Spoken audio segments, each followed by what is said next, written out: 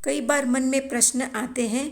किसी के पास धन का भंडार है, ऐशो आराम की सारी चीज़ें हैं, जहाँ हाथ डाले वहाँ पैसा ही पैसा। और कुछ एक लोगों की तकदीर में ढंग से एक समय का खाना भी नसीब नहीं होता। न खाने को खाना, न रहने को घर, न खर्च के लिए पैसा, ऊपर से मुसीबत ही मुसीबत। तब हम सोचने को मजबूर हो जाते हैं कि ऐसा किस कारण से होता है या कौन से पाप कर्म से होता है। तो महावीर कहते हैं, आज जो भी हमारे साथ हो रहा है, चाहे अच्छा या बुरा, उसका मूल कारण हम स्वयं ही हैं। आज जो भी हम हैं, उसका कारण पूर्व किसी जन्म में बोया हुआ हमारा ही बीज है। बीज बोते समय हमने नहीं सोचा कि हमें ऐसा फल मिलेगा। तब तो हम मज़े लेकर पाप कर्म का बीज वपन कर रहे थे। अब जब उस पाप कर्म का फल मिल रहा है, तब हम सोचते हैं मुझे ही क्यों फल मिल रहा है, मेरे ही साथ सब बुरा क्यों हो रहा है, मैंने ऐसा कौन सा पाप कर्म कर दिया, या मेरी गलती कहाँ पर हो गई। तो इसका जवाब कोई नहीं दे पाएगा।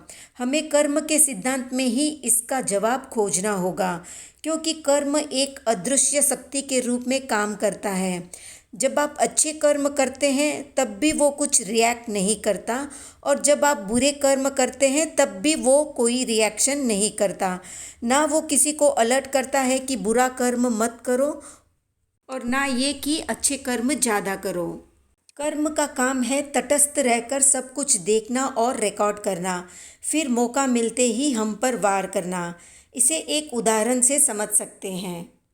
आज जो जानवर के हाथ पैर काट रहा है, कल जब वो बिना हाथ पैर के पैदा होगा, तब हम उस व्यक्ति पर दया करते हुए कहेंगे कि बेचारे के हाथ पैर नहीं है।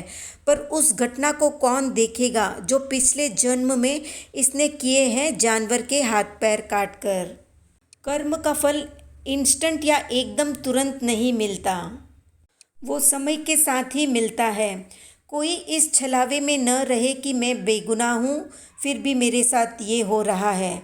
भले ही अभी हम बेगुनाह हैं, पर अपने पूर्व जन्मों में हमने कई ऐसे ऐसे बीज बोए हैं जिनका फल अभी मिलना बाकी है। एक दो फल मिलने पर भी जब ऐसी हालत है, तो सोचे एक साथ सारे बुरे कर्मों का फल मिलेगा तो हमारा क्या हाल होगा। इसलिए कर्म भी हम पर कभी कभी दया कर देता है, एक साथ उदय में न आकर। तो एक बात सबको अच्छे से गांठ बांध लेनी चाहिए कि आपका छोटे से छोटा कर्म या बड़े से बड़ा क्रूर कर्म आपको फल देने के लिए तैयार बैठा है।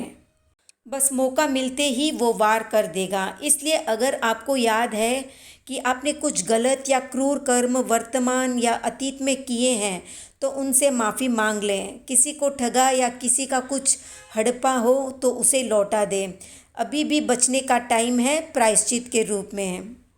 अगर अपनी जिद में ही रहे न सुधरने की बात पर, तो फिर कर्मों का हंटर लगने पर ही सुधार होगा।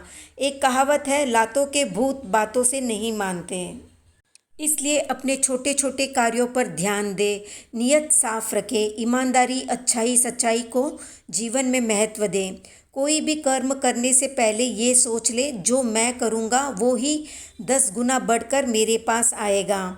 तो आपके हाथ वहीं रुक जाएंगे जब आप परिणाम को अच्छे से समझने लगेंगे। तो कार्य से पहले परिणाम का सोचें, ऐसा करूँगा तो ऐसा परिणाम आएगा।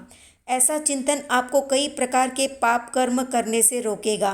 अगर फिर भी अनजाने में कुछ एक कर्म हो जाए, तो बार बार मन में पश्चाताप करें, इससे वो कर्म हल्का हो जाएगा। तो और किसी से डरे या नहीं, कर्म से डरना ही होगा अगर हम अपने लिए अच्छा जीवन चाहते हैं। तो जानकारी पसंद आए तो लाइक, शेयर, सब्सक्राइब करें।